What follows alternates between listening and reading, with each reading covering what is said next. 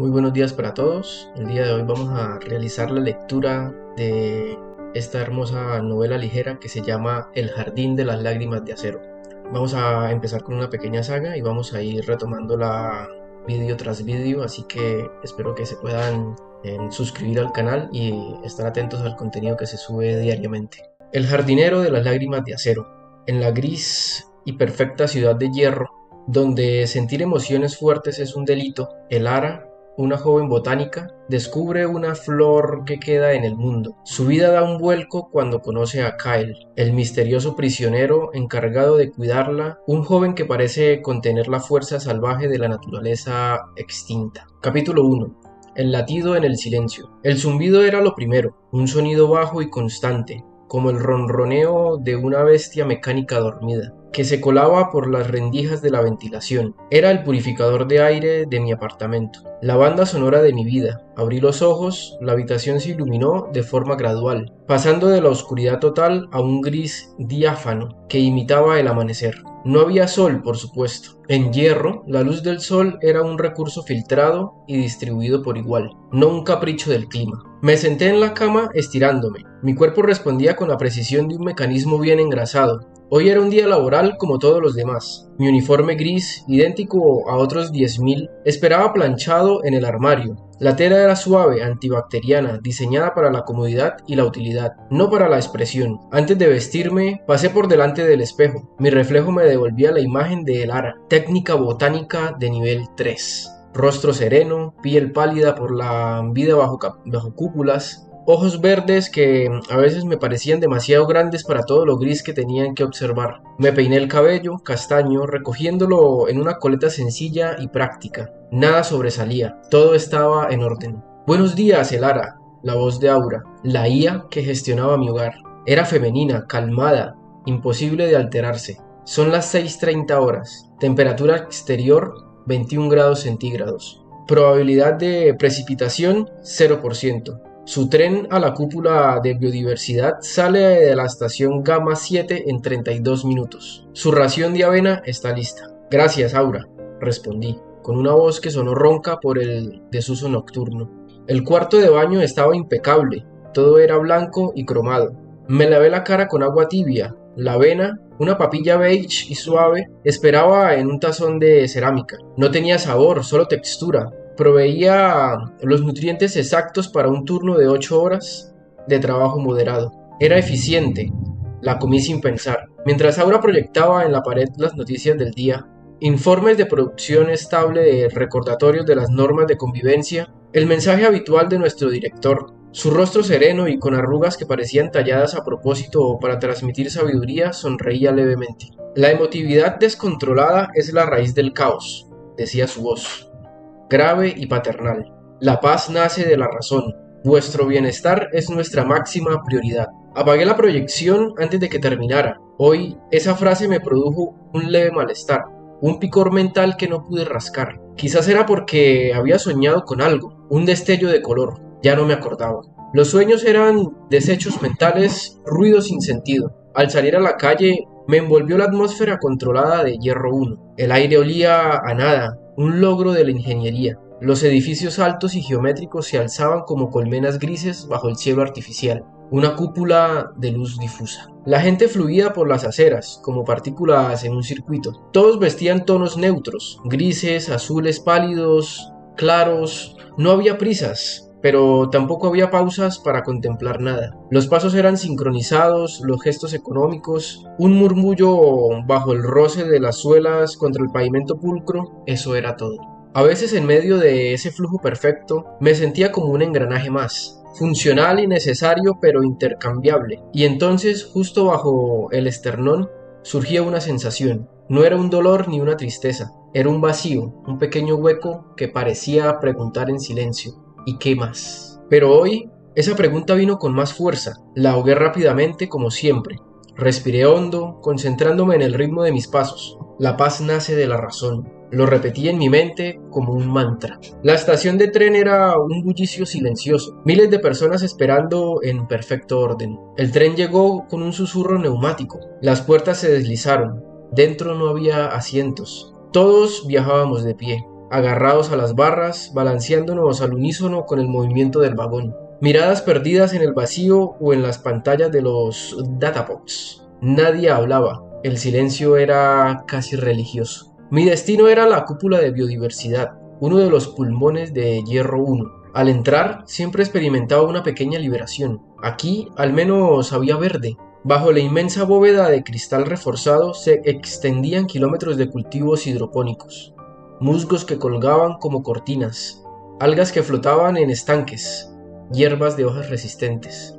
Eran plantas funcionales, seleccionadas por su eficiencia en la producción de oxígeno y su robustez. No había flores. Las flores, con sus colores estridentes y sus perfumes embriagadores, se consideraban un estímulo peligroso, un eco de la naturaleza salvaje e impredecible que habíamos domado. Su existencia era ilegal. El aroma a humedad y clorofila me calmó. Este era mi reino. Como técnica de nivel 3, mi trabajo era monitorear los nutrientes en el sistema de irrigación. Era un trabajo meticuloso que requería concentración y paciencia. Me gustaba, me permitía no pensar. Técnica Elara. Me volví. El supervisor Dorn, un hombre de mediana edad con el rostro tan tallado y sereno como el del director, pero con una mirada más cansada, me observaba. Llevaba la misma ropa gris, pero con una banda plateada en el brazo que denotaba su rango. Supervisor, buenos días. Buenos días, necesito que hagas una inspección de nivel 1 en el subsector S7. El sensor de humedad de la zona de archivo está reportando fallos intermitentes. Ve a comprobar si es un error del sensor o una obstrucción real. El subsector S7 lo conocía de nombre, era la parte más antigua y olvidada de la cúpula. Un lugar de almacenamiento para equipo obsoleto y registros físicos. Nadie iba allí. Por supuesto, supervisor, iré ahora mismo. Dorn asistió satisfecho y se alejó con su andar pausado. Tomé mi datapod y me dirigí hacia los ascensores de servicio. El que bajaba al S7 era más pequeño y antiguo que los demás. Al pulsar el botón, las puertas se cerraron con un chirrido metálico que me hizo estremecer. El descenso fue lento, traquetante. La luz dentro de la cabina era amarillenta y parpadeaba. Cuando las puertas se abrieron, me envolvió un aire frío y vaciado. Olía a polvo, a aceite rancio, a metal oxidado. El pasillo era estrecho, iluminado por tiras de luces LED que titilaban débilmente, arrojando sombras danzantes. Las estanterías metálicas que se perdían en la penumbra estaban abarrotadas de cajas etiquetadas con códigos que ya nadie entendía. El silencio era absoluto, roto solo por el leve zumbido de la ventilación y el crujido de mis pasos. Consulté el plano en mi datapod. El sensor defectuoso estaba al final del pasillo principal, a la izquierda. Avancé, sintiendo cómo la soledad del lugar se me posaba en los hombros como un peso. Este era el subsuelo, las entrañas olvidadas de la perfección de arriba.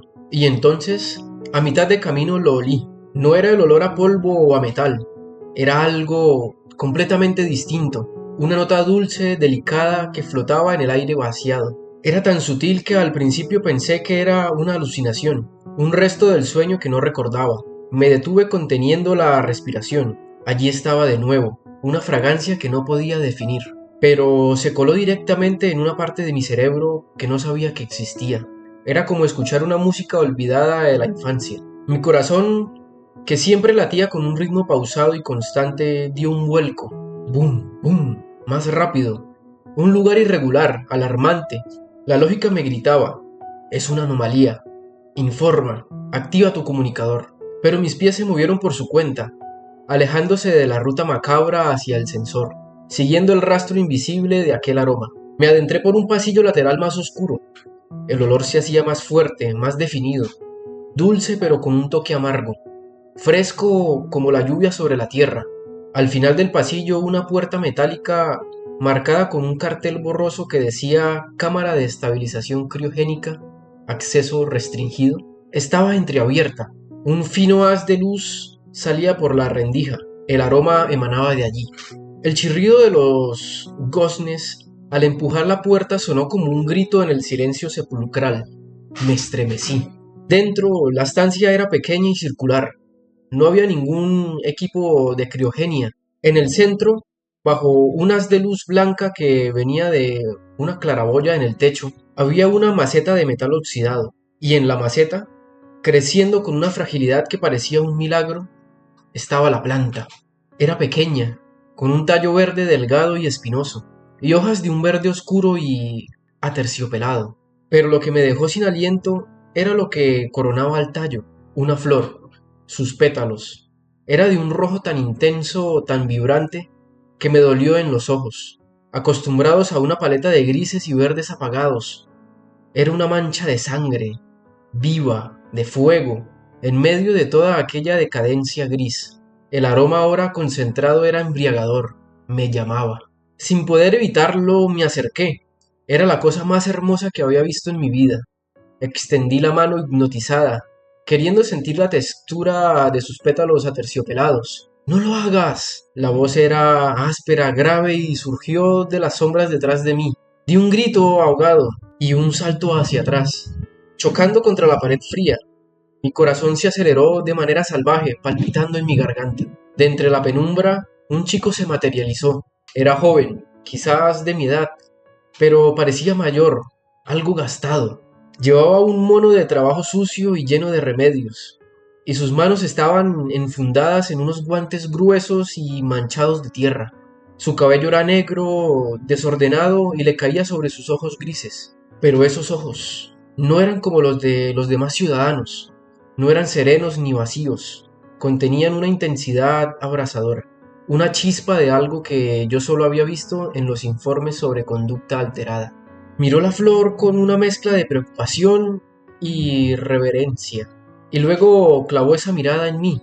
Sentí que me traspasaba, que veía directamente el vacío que siempre escondía bajo mi uniforme. Si la tocas, la dañarás, dijo con una calma que sonaba forzada.